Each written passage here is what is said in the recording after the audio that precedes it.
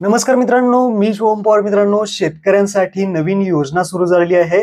मागेल त्याला सौर कृषी पंप. म्हणजेच आता सर्व शेतकऱ्यांना त्यांच्या शेतामध्ये सौर कृषी पंप बसवता येणार आहे आणि त्यासाठी नवीन अर्ज, ऑनलाईन अर्ज हे सुरू झालेले आहेत.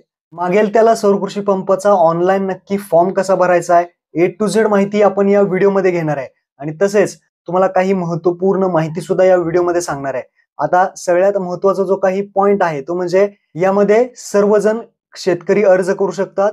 तुम्ही जर सर्वसाधारण कॅटेगरीमध्ये येत असाल तर तुम्हाला 10% फक्त रक्कम भरायची आहे. बाकीची रक्कम ही सरकार तुम्हाला अनुदान म्हणून जमा करणार आहे.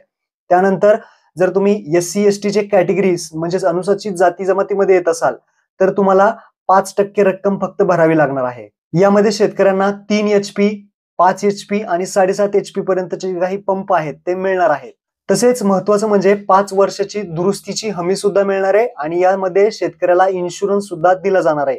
या योजनेमध्ये जर तुमची 2.5 एकरापर्यंत जमीन असेल तर तुम्हाला 3 HP चा पंप दिला जाईल आणि 2.5 एकरापेक्षा जास्त म्हणजे 5 एकरापर्यंत जर तुमची शेती असेल, जमीन असेल तर तुम्हाला 5 HP चा पंप तुम्हाला दिला जाणार आहे आणि जर 5 एकरापेक्षा जास्त तुमची जमीन असेल तर तुम्हाला 7.5 HP चा जो काही पंप आहे तो दिला जाणार आहे.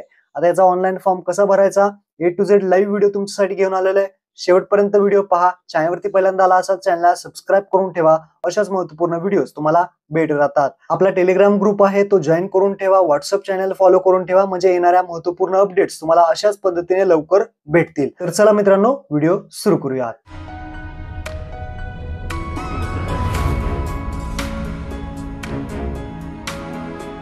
तर मित्रांनो, ऑनलाईन अर्ज करण्यासाठी तुम्हाला या वेबसाईटवरती यायचं आहे. mahadiscom/solar-mskpy index या वेबसाईटची लिंक तुम्हाला खाली डिस्क्रिप्शन मध्ये दिलेली आहे. इथं आल्यानंतर तुम्ही पाहू शकता महाराष्ट्र राज्य विद्युत वितरण कंपनी मर्यादित मागेल त्याला सौर कृषी पंप योजना. उजव्या साईडला येऊन याची लँग्वेज तुम्ही बदलू शकता. मराठी लँग्वेज आपण करूयात. त्यानंतर इथे 2 नंबरचा ऑप्शन योजनेची माहिती. योजनेची माहिती ऑप्शनवरती क्लिक करून मागेल त्याला सौर कृषी पंप योजनेची ठळक वैशिष्ट्ये आणि लाभार्थ्याची निवड निकष या सर्व माहिती इथे दिली आहे. ही सर्व माहिती एकदा वाचून घ्यायची आहे आणि त्यानंतर अर्ज करायचा आहे. तुम्ही ही सगळी माहिती वाचून घेतलेली असं मी समजतो. यामध्ये आपण वेळ वाया घालवणार नाही. डायरेक्टली अर्ज कसा करायचा ते पाहूयात. 4 नंबरचा ऑप्शन लाभार्थी सुविधावरती क्लिक करायचं. इथे 3 ऑप्शन दिसतील. अर्ज करा, अर्जाची स्थिती पहा आणि देयकाची रक्कम भरणा करा. आपल्याला आता नवीन अर्ज करायचा आहे त्यामुळे आपण अर्ज करा हा जो पहिला ऑप्शन आहे वरती क्लिक करायचा आहे. अर्ज करावरती क्लिक केल्यानंतर तुम्ही पाहू शकता नवीन पेज तुमच्या समोर ओपन होईल ज्यामध्ये आपल्याला फॉर्म भरायचा आहे. उजव्या साईडला कोपऱ्यामध्ये इंग्लिश किंवा मराठी तुम्ही इथे लँग्वेज सिलेक्ट करू शकता. आपण मराठी इथे लँग्वेज सिलेक्ट करूयात. हे झूम करून दाखवतो म्हणजे तुम्हाला सगळी माहिती दिसेल. आता हे पहा, पारेषण विरहित सौर कृषी पंप ऑनलाईन अर्ज नमुना A1 तुमच्या समोर ओपन झालेला आहे. आता काय काय माहिती भरायची ते पहा. इथे आलेलं आहे पैसे भरून प्रलंबित कृषी पंप वीज जोडणी ग्राहक तपशील असं विचारलेलं आहे. जर प्रलंबित ग्राहक तुम्ही असाल तर इथे ऑप्शन तुम्ही टिक करू शकता आणि तुमचा जो काही ग्राहक क्रमांक आहे, वीज जोडणी ग्राहक क्रमांक असेल तो टाकून तुम्ही इथे माहिती भरायची आहे. पण भरपूर जणांकडे हे नसणार आहे तर हे तुम्ही सोडून द्या. जे पैसे भरून प्रलंबित असतील तर त्यांच्यासाठी हा ऑप्शन आहे. तर हे आपण सोडून देऊयात कारण आपण प्रलंबित ग्राहक नाहीयेत, आपल्याला अर्ज करायचा आहे. तर ज्यांचे प्रलंबित आहेत ते तुम्ही हे भरा. त्यानंतर खाली या. खाली आल्यानंतर आता फॉर्म भरण्यासाठी अर्जदार वैयक्तिक आणि जमिनीचा तपशील. त्यानंतर पहिल्यांदा आहे आधार कार्डचा क्रमांक, आधार कार्ड नंबर इथे टाकायचा आहे कस्टमरचा, ज्या व्यक्तीचा तुम्ही फॉर्म भरताय. त्यानंतर मागेल त्याला सौर कृषी पंप योजनेचं नाव तुम्हाला दिसेल आणि त्यानंतर तुमचा जिल्हा निवडायचा आहे. आता इथे जिल्हा निवडताना ज्या ठिकाणचा 7/12 आहे, ज्या ठिकाणी सोलर पंप बसवायचा आहे तर इथे आपल्याला तो जिल्हा आणि त्यानंतर तो तालुका, त्यानंतर गावाचं नाव, ज्या गावामध्ये आपल्याला ज्या शेतामध्ये सौर कृषी पंप बसवायचा आहे त्या गावाचं नाव इथे टाकायचं आहे. गावाचं नाव जर इथे सिलेक्ट केलं तुम्ही आणि जर तुम्हाला अशा पद्धतीने एरर आला की डार्क वॉटरशेड परिसरात जमीन आहे त्यामुळे आपल्याला NOC जे आहे ते लागणार आहे. तर डार्क वॉटरशेड म्हणजेच पाण्याचं क्षेत्र जे असतं तर त्यानंतर तुम्हाला कागदपत्रामध्ये हे द्यावं लागेल. तसेच पुढे गेल्यानंतर आपल्याला मुख्य संरक्षण क्रमांक, गट क्रमांक विचारेल. तर 7/12 वरती जो गट क्रमांक आहे तो गट क्रमांक इथे टाका. त्यानंतर इथे उपगट क्रमांक, हा गट क्रमांक पुन्हा एकदा इथे निवडायचा आहे. त्यानंतर शेतीचा प्रकार विचारला जाईल. आता ही तुमची शेती कशी आहे, स्वतःच्या मालकीची असेल तर सेल्फ सिलेक्ट करा. जर शेअर्ड असेल, सामायिक वगैरे असेल किंवा शेअर केली असेल तर तुम्ही शेअर सिलेक्ट करू शकता. त्यानंतर जमीन मालकाचं नाव, आता या गट नंबर मध्ये तुमचं नाव म्हणजे शेतकऱ्याचं जे काही नाव आहे, ज्या व्यक्तीचा फॉर्म भरताय ते नाव तुम्हाला इथे सिलेक्ट करायचं आहे. त्यानंतर जमिनीचं एकूण क्षेत्रफळ एकर मध्ये तुम्हाला ऑटोमॅटिकली इथं येईल. ही माहिती बरोबर आहे का ऑटोमॅटिक आलेली ती चेक करायची आहे. त्यानंतर आता आपल्याला अर्जदाराचं नाव, त्यानंतर अर्जदाराच्या वडिलांच्या किंवा पतीचे नाव आणि अर्जदाराचं आडनाव अशा प्रकारची इथे माहिती भरायची आहे. पहिल्यांदा अर्जदाराचं नाव टाकायचंय, त्यानंतर अर्जदाराच्या वडिलांचं किंवा पतीचं नाव आणि त्यानंतर आडनाव अशी माहिती इथे टाईप करायची आहे. त्यानंतर लिंग विचारलाय, पुरुष आहात का स्त्री आहात, मेल फिमेल अदर हे ऑप्शन सिलेक्ट करायचं. त्यानंतर जात वर्गवारी SC ST OBC जनरल सर्व ऑप्शन दिलेले आहेत. NT मध्ये येत असाल तर OBC सिलेक्ट करा. तर अशा पद्धतीने कॅटेगरी सिलेक्ट करा आणि मोबाईल नंबर, शेतकऱ्याचा मोबाईल नंबर इथे टाकायचा आहे. व्यवस्थित मोबाईल नंबर टाकून घ्या. ईमेल ID असेल तर टाकून द्या, नाहीतर सोडून दिला तरी चालेल. ही वैयक्तिक माहिती आणि आपल्या जमिनीची माहिती ही भरायची आहे. त्यानंतर अर्जदाराचा रहिवासी पत्ता व ठिकाण, आता ज्या ठिकाणी अर्जदार राहतोय, शेतकरी राहतोय त्याचा घर क्रमांक माहित असेल तर टाका किंवा गावाचं नाव सुद्धा टाकू शकता. त्यानंतर जिल्हा, ज्या ठिकाणी शेतकरी राहतो तो तालुका, ज्या ठिकाणी गावात राहतो तो गाव, अशा पद्धतीने निवडायचंय. आणि त्यानंतर ज्या ठिकाणी राहतो त्या ठिकाणचा पिनकोड विचारला जाईल. इथे भरपूर असे पिनकोड येत असतील तर व्यवस्थित जो काही पिनकोड असेल तो तुम्हाला इथे सिलेक्ट करायचा आहे. त्यानंतर मोबाईल क्रमांक विचारला जाईल, मोबाईल नंबर जो असेल शेतकऱ्याचा तो इथे टाकायचा आहे. त्यानंतर पॅन कार्ड क्रमांक असेल तर हे मॅन्डेटरी नाही, तो पॅन कार्ड नंबर नाही टाकला तरी चालेल. खाली यायचंय, खाली आल्यानंतर जलस्रोत आणि सिंचनाची माहिती द्यायची आहे. पहिला आहे जलस्रोताचा प्रकार, पाण्याचा प्रकार, वेल, बोरवेल आणि फार्म पॉन्ड जे काही असेल तुम्ही सिलेक्ट करू शकता. याची 7/12 वरती नोंद असणं गरजेचं आहे, ही गोष्ट लक्षात ठेवा. बोरवेल आहे का विहीर आहे ते तुम्ही सिलेक्ट करा. सिंचनाचा प्रकार काय आहे, मायक्रो सिंचन आहे, ओपन आहे का पाईपने तुम्ही सिंचन करता, पाणी देता, ते तुम्ही इथे सिलेक्ट करायचं आहे. त्यानंतर पाण्याची गुणवत्ता निवडायची आहे. आता पाण्याची गुणवत्ता निवडा हा ऑप्शन विचारलाय, तर यामध्ये विचारलंय हार्ड आहे का पाणी, जी गुणवत्ता आहे ते सॉफ्ट आहे, तर ते तुम्ही इथे टाकू शकता. हार्ड सॉफ्ट यापैकी एक सिलेक्ट करा. त्यानंतर खोली फुटामध्ये सांगितली आहे, जे काही जलस्रोताचा प्रकार आहे, समजा विहीर निवडली आहे, बोरवेल निवडलाय, त्याची जी काही खोली आहे ती फुटामध्ये तुम्हाला इथे टाकायची. त्यानंतर पावसाळी हंगामात जलस्रोत किती खोली फुटामध्ये आहे, हंगामी हंगामात, उन्हाळी हंगामात किती फुटामध्ये आहे हे टाकू शकता. मॅन्डेटरी नाहीये, नसेल टाकायचं तर सोडून द्या. त्यानंतर विद्यमान शेत तलाव आहे का, आता जे काही शेत तलाव असेल तर तुम्ही येस करू शकता, शेत तलाव नसेल तर नो करू शकता. त्यानंतर इथे काही टाकायची गरज नाही. खाली या कृषी तपशील, आता कृषीचा तपशील म्हणजेच आपण पिकांचा प्रकार, मागील वर्षी तुम्ही कोणतं पीक घेतलं होतं, खरीप पीक घेतलं होतं का रब्बी पीक घेतलं होतं, हा ऑप्शन तुम्हाला विचारला जाईल. जे असेल ते तुम्ही सिलेक्ट करा.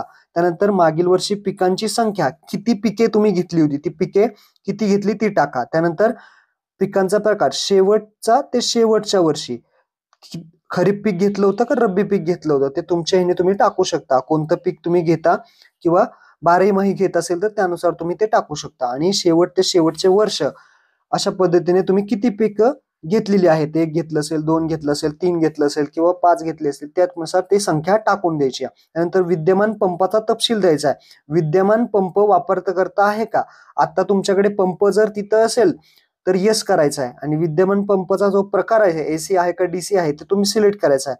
उपप्रकार जो असेल सबमेरिन म्हणजे पाण्यावरचा असेल किंवा जमिनीवरचा ते, आणि किती HP चा आहे, डिझेल पंप, तसेच यामध्ये कार्यक्षम पंप आहे का. नसेल, तुम्ही आता कोणताच पंप वापरत नसाल तर डायरेक्टली नो ऑप्शन सिलेक्ट करा, म्हणजे काहीही माहिती भरायची गरज नाही. त्यानंतर खाली या आवश्यक पंपाचा तपशील, आता तुम्हाला सौर पंप तुमच्या शेतात बसवायचा आहे तर तो DC पंप असणार आहे, तर DC सिलेक्ट करा. त्यानंतर आवश्यक पंपाचा उपप्रकार, आता तो पाण्या खालचा बसवायचा आहे का जमिनीवरचा बसवायचा आहे, हे ऑप्शन तुम्हाला दिसतील. शेतकऱ्याला विचारून ही माहिती तुम्हाला टाकायची आहे. त्यानंतर आवश्यक पंपाची श्रेणी, तर इथे वॉटर सिलेक्ट करायचं आहे. त्यानंतर HP मध्ये आवश्यक पंपाची क्षमता, आता जेवढी जमीन असेल त्यानुसार तुम्हाला इथे HP निवडायला येईल. 2.5 एकरापर्यंत असेल तर तुम्ही 3 HP, 2.5 एकरापेक्षा जास्त असेल जमीन तर 5 HP असे ऑप्शन तुम्हाला सिलेक्ट करता येतील. तर तुम्ही हे ऑप्शन तुम्ही सिलेक्ट करू शकता. ज्या जमीनधारकाला जो ऑप्शन आलेला आहे तो तुम्ही इथे सिलेक्ट करा. त्यानंतर आवश्यक पाणी उपसा लिटरमध्ये टाकायचं आहे. किती पाणी उपसा लिटरमध्ये होतो तो टाकल्यानंतर बँकेचा आता तपशील द्यायचा आहे. बँकेचा तपशील देताना सर्वात पहिल्यांदा बँकेचा खाते नंबर टाकायचा आहे. त्यानंतर खातेधारकाचं पूर्ण नाव, शेतकऱ्याचं पूर्ण नाव टाकल्यानंतर IFSC कोड आणि IFSC कोड टाकून बँक तपशील शोधावरती क्लिक करायचंय. बँकेचं नाव इथे ऑटोमॅटिकली येणार आहे. त्यानंतर MICR कोड पासबुक वरती असेल तर हा कोड टाका, नाहीतर गुगल वरती तुम्ही सर्च करू शकतात शेतकऱ्याच्या ब्रँचचा कोणता MRC कोड आहे. त्यानंतर शाखेचं नाव टाकायचंय, कोणती शाखा आहे आणि शाखेचं गाव वगैरे असेल, शाखा कुठे ते टाकल्यानंतर खाली यायचंय. खाली घोषणापत्र आहे, इथे जे काही 11 पॉइंट आहेत ते सगळं वाचून घ्यायचे. त्यानंतर सर्व माहिती आपली भरलेली आहे, ही सगळी या ऑप्शन वरती तुम्हाला फॉर्म भरलेला आहे, सबमिट केलेला, सगळी माहिती बरोबर आहे, मी सहमत आहे. एकदा अर्ज केल्यानंतर मला परत एडिट करता येणार. या तिन्ही बॉक्स वरती तुम्हाला क्लिक करायचे आहे. त्यानंतर आता आवश्यक कागदपत्र अपलोड करायचे आहेत. कागदपत्र तुम्ही 500 KB पर्यंत अपलोड करू शकता. पहिलं कागदपत्र आहे 7/12 उतारा. आता 7/12 उतारा तुम्हाला कंपल्सरी लागणार आहे. डिजिटल 7/12 उतारा डाउनलोड करून घ्या. आता त्या 7/12 वरती विहीरची नोंद असेल किंवा कुपून नलिकाची नोंद असेल तर त्यावरती बोरवेलची नोंद असेल, ती नोंद असणं आवश्यक आहे, ही गोष्ट लक्षात ठेवा. आणि तसेच आता लक्षात ठेवा, एकापेक्षा जास्त नावं जर त्या खात्यामध्ये असतील, त्या 7/12 मध्ये असतील तर तुम्हाला 200 रुपयाचे जे काही स्टॅम्प पेपर आहे त्यावरती कागदावरती असणं गरजेचं आहे. त्यांचे प्रमाणपत्र म्हणजेच ना हरकत प्रमाणपत्र 200 रुपयाच्या स्टॅम्पवरती लागणार आहेत, ही गोष्ट लक्षात ठेवा. जर सामायिक क्षेत्र असेल तर, जर सामायिक नसेल, स्वतःच सेपरेट नाव 7/12 असेल तर तुम्हाला लागणार नाही. पण जर सामायिक असेल तर ना हरकत प्रमाणपत्र लागेल. तर याचा नमुना सुद्धा मी ना हरकताचा डिस्क्रिप्शन मध्ये दिलेला आहे, तो तुम्ही डाउनलोड करून घ्या. आता इथे मी 7/12 आणि ना हरकत इथे तुम्हाला अपलोड करायचं आहे. आता 7/12 इथे अपलोड केलेला आहे. त्यानंतर आपल्याला आधार कार्ड द्यायचं आहे, ते आधार कार्ड. त्यानंतर 3 नंबरला आहे धनादेश प्रत देऊ शकता, म्हणजे चेकबुक किंवा पासबुक देऊ शकता. मी इथे पासबुक देणार आहे. सगळी जे डॉक्युमेंट PDF मध्ये द्यायचे. त्यानंतर पासपोर्ट आकाराचा फोटो, जो काही शेतकऱ्याचा आहे तो पासपोर्ट आकाराचा फोटो, अशा पद्धतीने सर्व जे काही डॉक्युमेंट आहेत ते PDF मध्ये अपलोड करायचे. त्यानंतर उजव्या साईडला अपलोड बटनावरती आता एक एक क्लिक करायचं. तर पहा 100% your file has been successfully uploaded. दुसरं आहे आधार कार्ड, पुढे अपलोड करून केलेलं आहे आपण. आता अपलोड वरती क्लिक करायचं. झालं, 100% अपलोडेड झालेलं आहे. त्यानंतर पासबुक वरती अपलोड वरती क्लिक करायचं आहे. त्यानंतर फोटो अपलोड वरती क्लिक करायचं. अशा सगळे डॉक्युमेंट PDF मध्ये 500 KB पर्यंत तुम्हाला अपलोड करायचे आहेत. तर इथे आपले सगळे कागदपत्र अगोदर अपलोड करायचे आणि त्यानंतर अपलोड एका बटनावरती क्लिक करून यायचं आहे. त्यानंतर खाली आता जे काही इतर कागदपत्र आहेत ते लागू असल्यास द्यायचे आहेत. जसं की आता पाणी प्रभावित क्षेत्र असेल तर त्या संबंधित ना हरकताचा दाखला. आता याचा जो काही नमुना माझ्याकडे जर असेल तर तो तुम्हाला मी डिस्क्रिप्शन मध्ये देईल.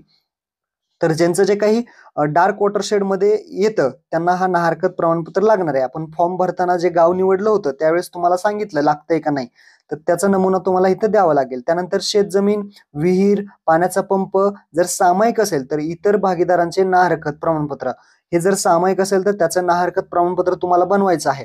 जे आपण पहिल्या पॉइंट मध्ये सुद्धा पाहिलं होतं, 200 रुपयाचा म्हणजे 200 रुपयाच्या स्टॅम्पवरती 100 रुपयाचे 2 स्टॅम्पवरती सुद्धा तुम्ही बनवू शकता. त्यानंतर जर अनुसूचित जाती जमातीचं असेल तर कास्ट सर्टिफिकेट 3 नंबरला अपलोड करायचे. अशा पद्धतीने हे कागदपत्र अपलोड करायचे आहेत आणि अर्ज सादर करा या बटनावरती क्लिक करायचं आहे. त्यानंतर इथे पहा रिफ्रेश करू नका, कोणतंही कीबोर्डचं बटन दाबू नका असं सांगितलंय. तर ओके बटनावरती इथे क्लिक करायचं आहे. त्यानंतर आपण बरोबर खरोखर अशी नोंदणी करत आहात का हे विचारलं जाईल, तर ओके बटनावरती क्लिक करायचं आहे. त्यानंतर आपण इथे विचारलंय रिफ्रेश करू नका, तर ओके केल्यानंतर पाहू शकता आपला जो फॉर्म आहे तो सक्सेसफुली सबमिट झालेला आहे. सबमिट करण्यापूर्वी लक्षात ठेवा, व्यवस्थित सगळी माहिती भरा. परत फॉर्म सबमिट केल्यानंतर तुम्हाला काही बदल करता येणार नाही. तर इथे पहा सगळी लाभार्थी क्रमांक दाखवेल, लाभार्थ्याचं नाव दाखवेल, आधार कार्डचा क्रमांक दाखवेल, भ्रमणध्वनी मोबाईल नंबर दाखवेल आणि अर्ज कधी केलेला आहे त्याची दिनांक सुद्धा दाखवेल. इथे प्रिंट करा ऑप्शन वरती क्लिक करायचं आहे. याची प्रिंट काढायची आणि शेतकऱ्याला ही प्रिंट द्यायची आहे. तुम्ही स्वतः भरत असाल तर ही कुठून तरी प्रिंट तुम्ही काढून ठेवा.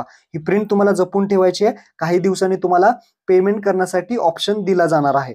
तर तुमचा फॉर्म बरोबर असेल तर काही दिवसांनी पेमेंट करण्याचा ऑप्शन सुद्धा येईल. त्यावरती आपण नंतर व्हिडिओ बनवणार आहे. आता याचं स्टेटस पाहण्यासाठी इथे पहा लाभार्थी सुविधावरती गेल्यानंतर अर्ज करा हा ऑप्शन, त्याच्या खाली अर्जाचं सद्यस्थिती वरती क्लिक करायचं, जो 2 नंबरचा ऑप्शन आहे ज्यामध्ये लाभार्थी क्रमांक शोधा. इथे आपण जो काही आता नंबर आपल्याला भेटलेला होता तो इथे टाकून शोधा ऑप्शन वरती जर तुम्ही क्लिक कराल तर अर्जाची स्थिती, अर्जाचं जे काही स्टेटस आहे ते तुम्हाला इथे दिसेल. लाभार्थी क्रमांक, जिल्हा, लाभार्थ्याचं नाव, आधार कार्ड क्रमांक, भ्रमणध्वनी, अर्जाची दिनांक, अर्ज कधी केलेला आहे, सद्यस्थिती आता काय आहे, A1 अर्ज आपण सादर केलेला असं दाखवत आहे. अशाच पद्धतीने अर्जाचा प्रकार आणि क्षमता. तर अशा पद्धतीने तुम्हाला हे स्टेटस तुम्ही चेक करू शकता. काही दिवसांनी तुम्हाला पेमेंटचा ऑप्शनचा येईल, ते पेमेंट सुद्धा तुम्ही या ऑप्शन मध्ये जाऊन करू शकता. इथे ऑप्शन दिलेला आहे. इथे पहा लाभार्थी सुविधा, आणि जर तुम्हाला मेसेज आला तर 3 नंबरचा देयकाची रक्कम भरा. लाभार्थी क्रमांक टाकून शोधा ऑप्शन वरती क्लिक करून तुमचं जे काही पेमेंट आहे ते पेमेंट इथून होणार आहे. पण ते कधी होणार आहे, तुमचा फॉर्म बरोबर असेल आणि तुम्हाला मेसेज आला की पेमेंटचा भरणा करा, त्यावेळेस तुम्हाला हे पेमेंटचा भरणा करायचा आहे. एक 20,000पर्यंतची रक्कम असते, म्हणजे 10% रक्कम किंवा 5% रक्कम तुम्हाला भरावी लागेल. अशा पद्धतीने संपूर्ण फॉर्म भरायचा होता. हा व्हिडिओ शेतकऱ्यांना नक्की शेअर करा. धन्यवाद. जय हिंद, जय महाराष्ट्र.